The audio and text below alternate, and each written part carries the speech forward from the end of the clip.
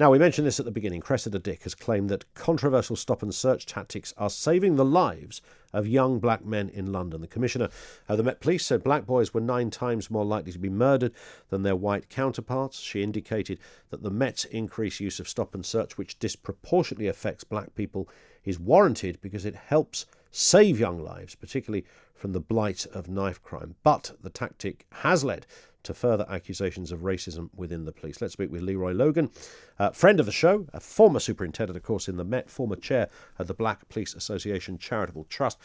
Leroy, always good to have you with us. Afternoon to you, sir. Is Cressida Dick right? Well, it's the same perennial issue. It's real understanding that stop and search is a useful tool, but it's a blunt tool at that. What it relies on is trust and confidence in the community to tell you what's going on. In particular, the target group of people that are your source of not only preventing crime, but intelligence. So if you are at the same time trying to save their lives, but at the same time using force, you're not going to get the information you need from them to say, well, actually, these are the people carrying the knives. These are the ones who are causing the problems, and targeting the right people, as opposed to, at the moment, you're 9 times more likely to be stopped if you're black than white. And even then, 9 times out of 10, it's non-effective. There's nothing to come of it. And only 5% of stops result in collecting a knife. So until you understand the dynamics around this, you'll always be in this mindset, oh, it's saving lives. But it's the long-term impact around relations with the target group of young people. And I'll end by saying this. The work I've been doing with my charity, Voyage Youth, for the last 20 years plays this out. There are reasonable young people who we first meet at year 9, 14, 15-year-olds, and they always say every year they feel over-policed and underprotected. They're less likely to go to the police to say who's doing what where, make a statement, go to an ID parade, or even go to court as a witness, because they don't feel safe by the police, and they feel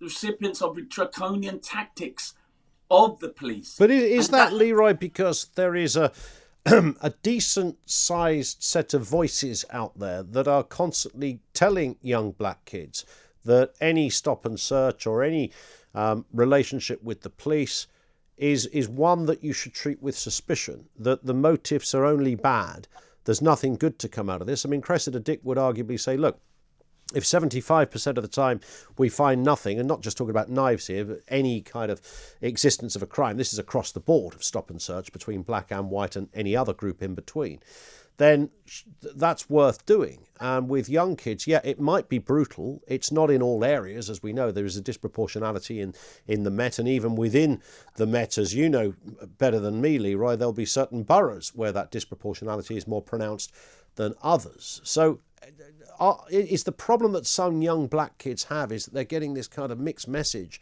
from lots of fairly influential people telling them don't trust the police, they're not on your side, and Cressida Dick attempting to say actually there's a reason for stop and search and there's a conflict there. You're not going to stop and search your way out the problem. You're not going to arrest your way out the problem. It's through early intervention and prevention programs.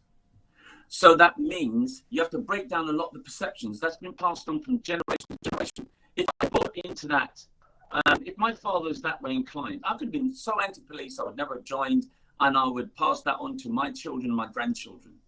So that's what we have to break, is that cycle of negative perceptions. We need to build bridges, not barriers. But we've been doing this for years, Leroy. You've been doing it for years, as a cop and as a retired cop. As a broadcaster, I've been debating this for years. There's never been more information about this stuff. That's the thing.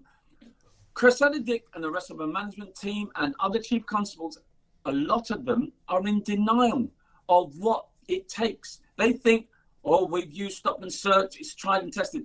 Do you know there's no analysis to show reducing stop and search increases knife crime?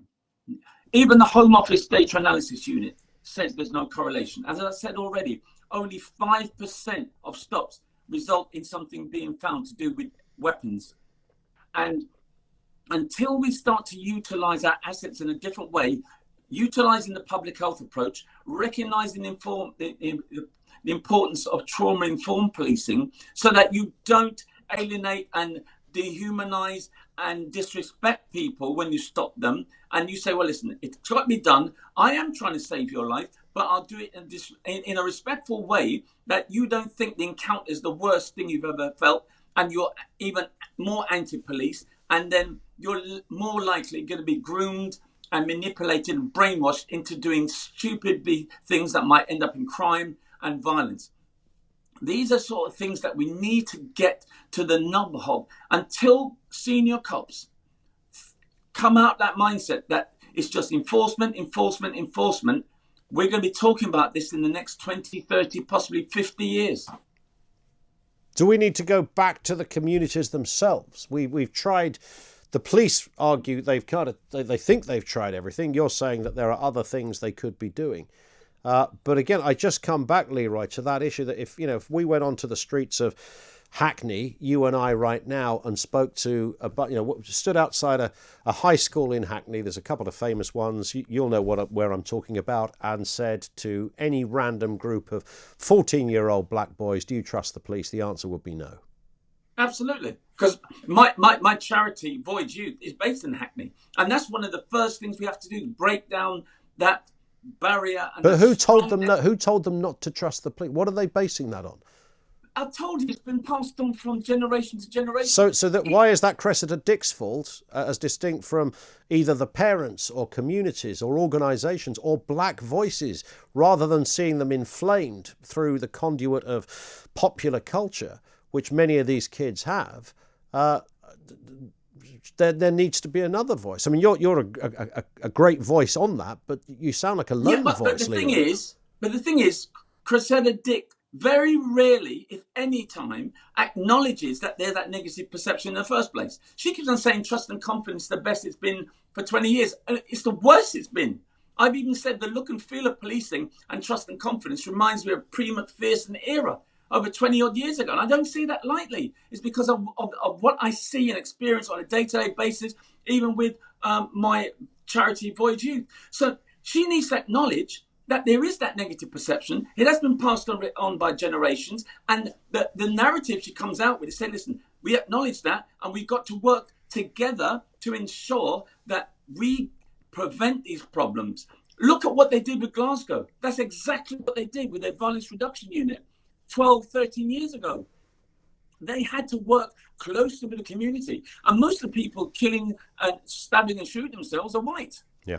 But the process is the same. It's that public health approach, because the cornerstone of police legitimacy and the public health approach is trust. You've got to trust the police. If you don't, you are going to be talking about the same issues and doing the same tactics and get the same results year after year after year. And on that point, I think we can both agree. I've got to ask you, Leroy, just before you go, and I didn't even realise this because we've spoken many times, and obviously we've probably spoken when all this was going on. But you're being portrayed now as your story is being portrayed on screen, and John Boyega, who many people will know from Star Wars, is playing you. What's that all about? Well, there's a bit of envy in what I said there. You could probably tell. Well, no, I would like to think you're happy for me. I'm absolutely delighted. I couldn't believe it when I saw that this morning. No, it happened in 2016. My story came to the attention of Steve McQueen through a very close friend, the film director. Yeah. Yeah, and as a result of being involved in them using my story and involved in the script, I then got got involved in the whole production piece, which was amazing. And they televised it on BBC for the first time yesterday. And I've been so overwhelmed by the goodwill, because my story is, I think, an important one. And it still is a way in which to get the conversations going around Black Lives Matter as well, and the issues of George Floyd. So the timing couldn't be better, and it's also in line with my autobiography, Closing Ranks, that got published only a couple of months ago. So the bells are chiming all at the same time. And I think it's, here's an opportunity for us to really get to the heart of the issues, prevent these things from happening, and get to the solution focus. So that's what the film's all about. And it's also, if I can do it, anyone else can do it. I love it. So, played by John Boyega, Star Wars hero, directed by one of the most famous directors on the planet, Steve McQueen. Then you've got the autobiography, but you also get to speak to me every now and again, Leroy. Yeah, exactly. Which one of those three is the highlight? In all honesty, they're all unique, they're all enriching, and I just love the opportunity to speak with people like yourself, because you want to get to what's going on in our town, which we all love. I love being in London. I was born here 63 years ago, and I intend to die here with a more safer and secure London. On that point, Leroy, thank you. Leroy Logan with us here on Talk Radio. You'll be familiar with Leroy's backstory. Former Met cop.